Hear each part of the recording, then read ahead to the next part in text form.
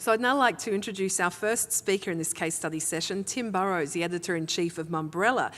Founding editor, launched in December 2008. He's also the Editor-in-Chief of Mumbrella's sister magazine, Encore, and Editorial Director of the parent company, Focal Attractions.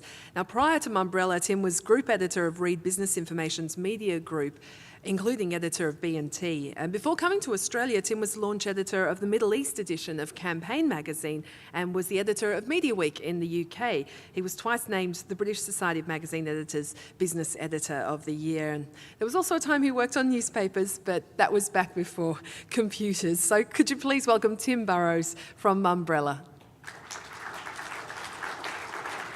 Thank you very much, Bridie. Thank you.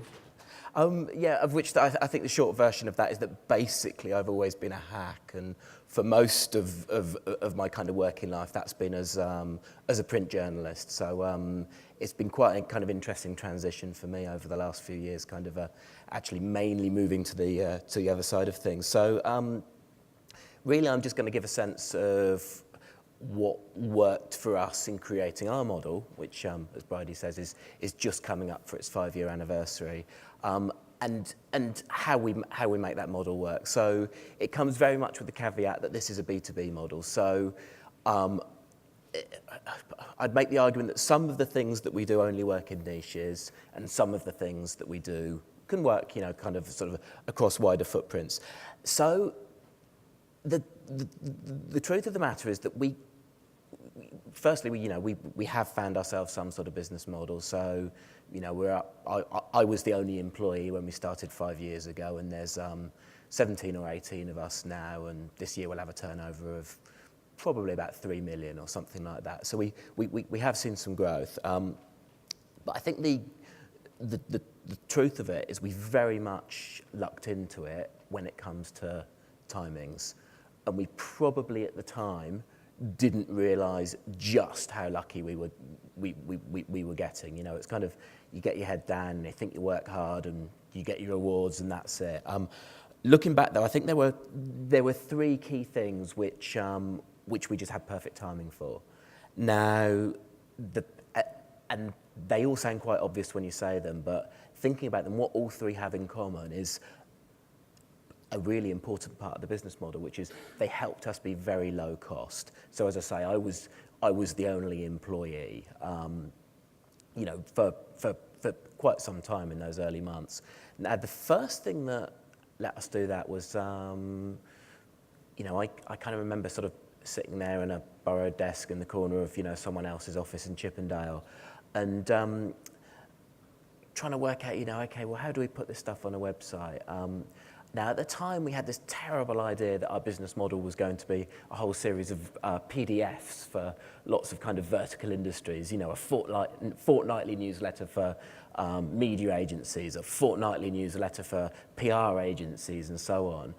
And then we would just chuck all of this stuff in some sort of, repository of, a website where we get a little bit of SEO. And we were kind of talking in those sort of crude terms at the time as well. It was a terrible business plan. Unfortunately, we never actually got round to executing it because the one bit that we lucked into was, okay, we'll create this kind of umbrella site that puts all of this content in.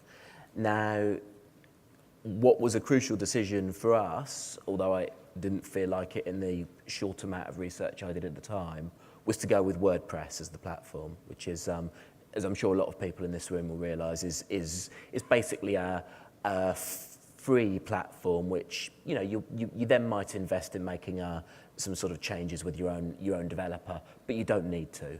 And what it meant was that half an hour or a couple of hours after building the site in WordPress, I was ready just to start writing, and then gradually monetize later on once you build the audience.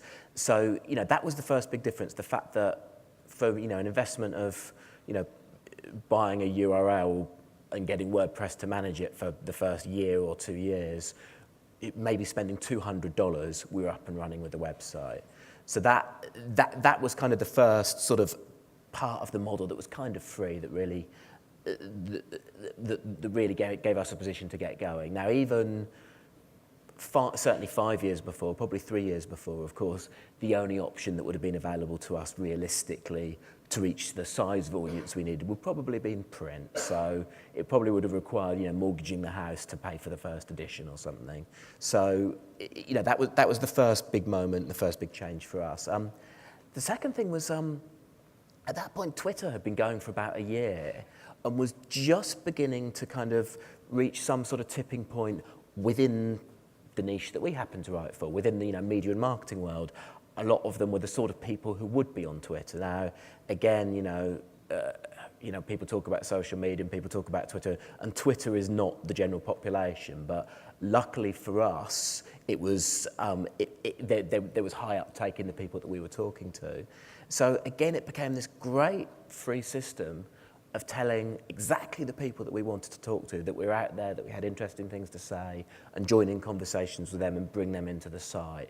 So again, that really, really helped, because what it would tend to do was the sort of person who was on Twitter would often kind of come in and join on the comment thread. So by the time other people were then catching up with stories, there was already a conversation going on the comment thread. So that was also helpful, and obviously a basically free service as well.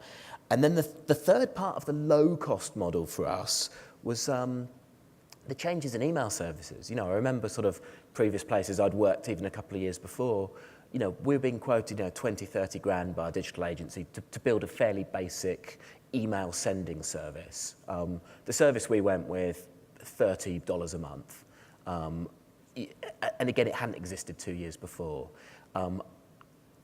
And I think it took us a while to actually realise just how important email was for us in terms of building traffic. So, I just sort of started off, literally with my box of contacts, from people's business cards I'd sort of, picked up at various meetings, with a very sort of small list of people, just with a kind of crude email with a roundup of the stories written that month, with a little note at the top saying, you're getting this because our paths have crossed, feel free to unsubscribe, but we think of you as friends and family. And that seemed to kind of do the job. And at that point, there were no ads on the newsletter or on the site. So, it had a kind of very sort of, editorial kind of just a newsletter feel to it, and made it very easy for people to pass it on to colleagues and for people to subscribe. And from that point, it started kind of building. And again, it sounds obvious to say it, but each day we'd send out the newsletter and we'd see a spike in traffic. So we started off weekly with that, and then went twice a week, 3 times, and sort of finally sort of 5 times a week, as we sort of began to kind of make progress and get some sort of some advertising behind it and get other journalists involved, etc.